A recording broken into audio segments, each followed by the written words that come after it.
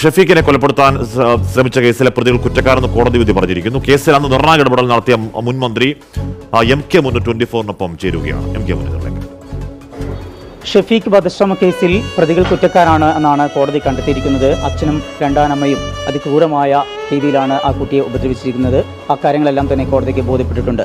ഇന്ന് കാണുന്ന ഷഫീഖിലേക്ക് എത്തിയതിന് പിന്നിൽ അന്നത്തെ മന്ത്രിയായിരുന്ന 2013 ആ വിഷയങ്ങളെല്ലാം ഇടപെടുകയും അന്നത്തെ മന്ത്രിയുമായിരുന്ന ഡോക്ടർ എം.കെ. മുനീറാണ്. അദ്ദേഹം ഇപ്പോൾ നമുക്കൊപ്പം ചേരുകയാണ്. പ്രതികൾ കുറ്റക്കാരാണ് എന്നാണ് കോടതി കണ്ടെത്തിയിരിക്കുന്നത്.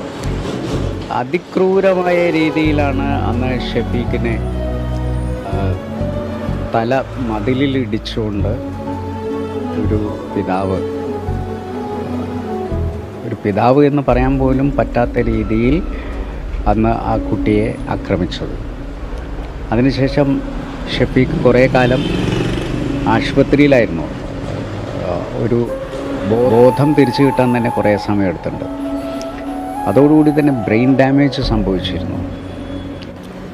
അന്ന് സാമൂഹ്യനീതി മന്ത്രി എന്നുള്ളതിലേക്ക് ഷഫീഖിൻ്റെ പൂർണ്ണ ഉത്തരവാദിത്വം ഞങ്ങൾ ഏറ്റെടുക്കുകയായിരുന്നു.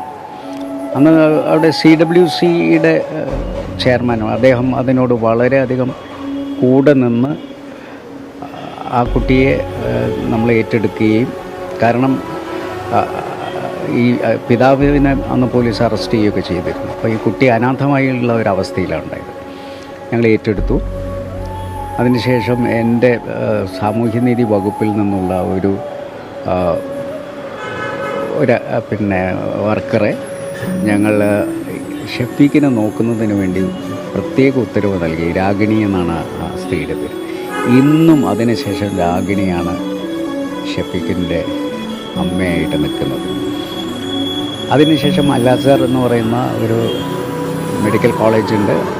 അതിലൊരു മുറി പ്രത്യേകമായ അവരെ സജ്ജീകരിച്ചു കൊടുത്ത് ഷഫീഖിനെ കാലാകാലങ്ങളിൽ അവിടെ പരീക്ഷിച്ചു വന്ന് പഠിക്കാൻ വേണ്ടിയിട്ടുള്ള സൗകര്യങ്ങൾ ചെയ്തു കൊടുത്തിട്ടുണ്ട്. ആ കുട്ടിക്ക് പക്ഷേ മെൻ്റലി ആ കുട്ടി കംപ്ലീറ്റായിട്ട് റിട്ടയർഡായിപ്പോയി.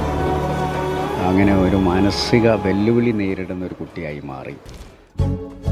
എം.കെ. മുനീർ ഇടപെടൽ നടത്തി എം.കെ. മുനീർ സംസാരിക്കുകയായിരുന്നു. രാഗിണിയെ പറ്റി തന്നെ പറയുകയാണ്. രാഗിണി ആ വിഷയത്തിൽ ഈ ദിവസം പ്രത്യേക കയ്യടി അർഹിക്കുന്ന ഒരു ധീരവനിതയാണ് എന്നതിന് ഉറപ്പായും പറയാം. കാര്യം 11 വർഷങ്ങൾ അവരുടെ ജീവിതം മാറ്റിവെച്ച് ഈ പറയുന്ന അന്ന് ജീവൻ മാത്രം ബാക്കിയുള്ള ഒരു കുഞ്ഞിന് വേണ്ടി ബാക്കി ജീവിതം ഒന്നാകെ മാറ്റി നിർത്തി അവനെ ജീവിതത്തിലേക്ക് മടക്കിക്കൊണ്ടുവരാൻ നിസ്വാർത്ഥമായി പ്രവർത്തിക്കുന്ന ഒരാളാണ്.